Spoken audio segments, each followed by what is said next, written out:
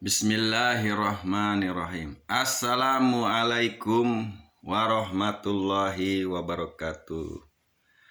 Alhamdulillahilladzi arsala rasulahu bil huda wa dinil haq liyudhiru ala dini kullihi wa kafa billahi syahida. Allahumma sholli ala Muhammad wa ala ali Muhammad wa ala alihi wa ashabihi ajmain. Inna fi khalqis samawati wal ard wa ihtilafil laili wan nahar la ayata li ulil albab. Inna ma'al usri yusra fa inna ma'al usri yusra. Alhamdulillah kita ketemu lagi. Pada kesempatan kali ini saya akan melanjutkan tentang masalah kehadiran Imam Mahdi yang oleh teman-teman, tapi sebelumnya terima kasih telah menonton ya. Dikatakan bahwa saya bagaikan seorang peramal, gak jelas. Ya, tapi baiklah.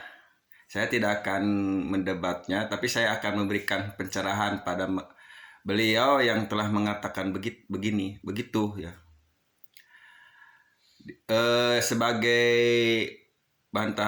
sebagai hujahnya saya sampaikan di dalam Al-Qur'an disebutkan dua ya yang saya akan sampaikan. Pertama, inna fi khalqis samawati wal ard wa ihtilafil laili wan nahar la ayata li ulil albab.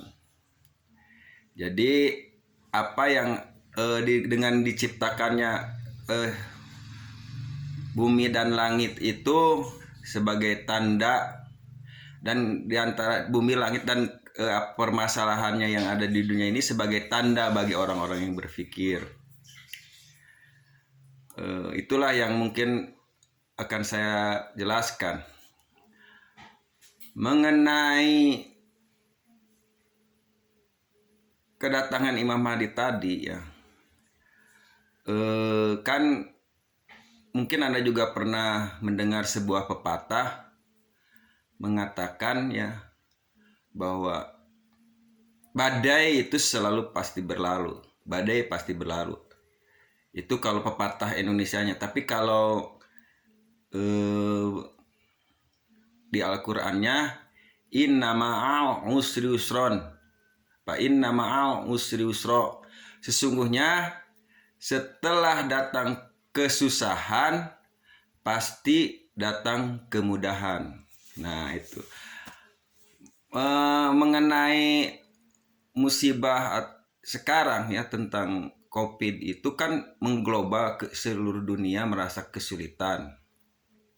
Dan jangan salah, musibah itu tidak hanya COVID-19 yang akan mengglobal itu. Banyak sekali. Di antaranya kedatangan Dajjal, laknatullah, atau duhon. Itu juga bencana, musibah atau badai. Dan ingat, badai itu pasti berlalu. Atau sesudah kesusahan pasti datang kemudahan. Dan Allah Subhanahu wa Ta'ala itu menjadikan ini semua tidak sia-sia. Jadi sebagai tanda bagi orang-orang yang berpikir ya. Jadi setelah musibah ini Allah saking sayangnya kepada kita menurunkan pertolongan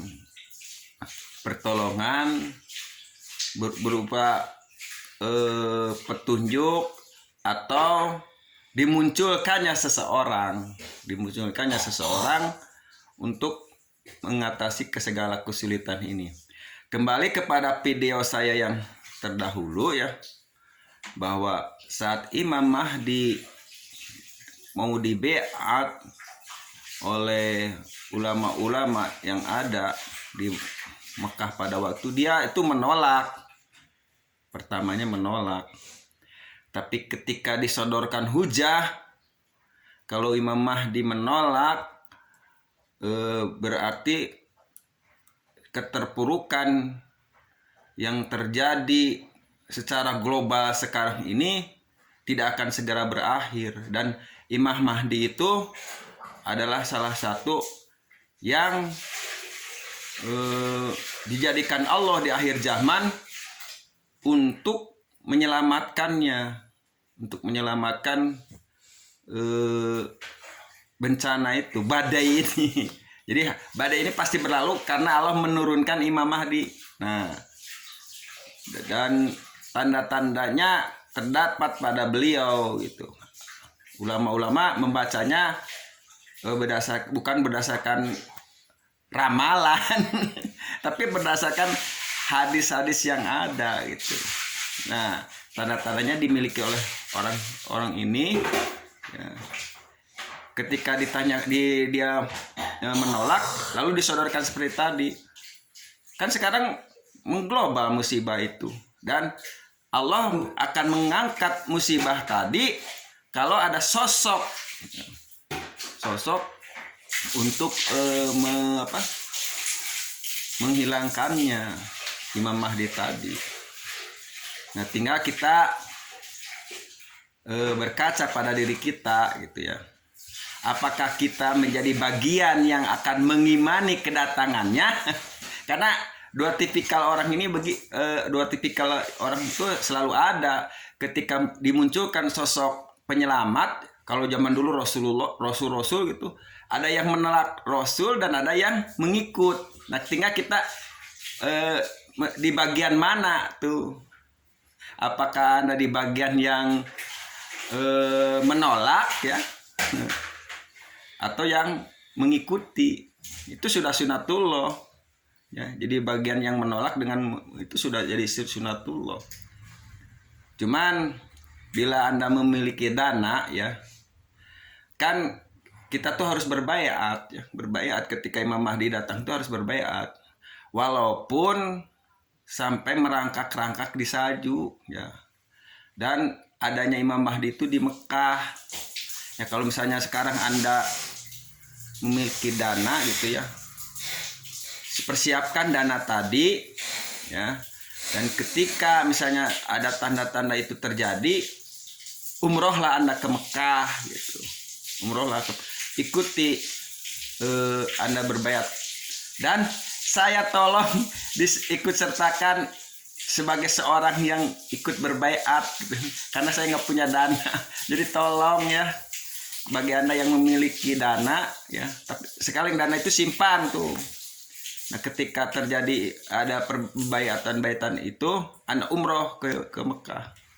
Ikutkan saya dan keluarga ya, tolong ikutkan saya dan keluarga untuk ikut berbaiat, karena wajib berbaiat itu, berbaiat kepada Sang Imam Mahdi. Mungkin ini yang bisa saya sampaikan. Sekali lagi, tolong kalau Anda misalnya punya dana ya, dana itu siapkan sekarang. Kalau nanti benar-benar terjadi, pesan saya yaitu tadi, tolong saya ikut sebagai wakilkan saya ya, namanya Kukung Poniman ya, dan keluarga gitu ya, karena wajib berbaiat. Akhirul kalam, mungkin ini yang bisa saya sampaikan. Mudah-mudahan apa yang saya sampaikan ini ada baiknya. Kalau baiknya, kebaikannya itu datang dari Allah. Kalau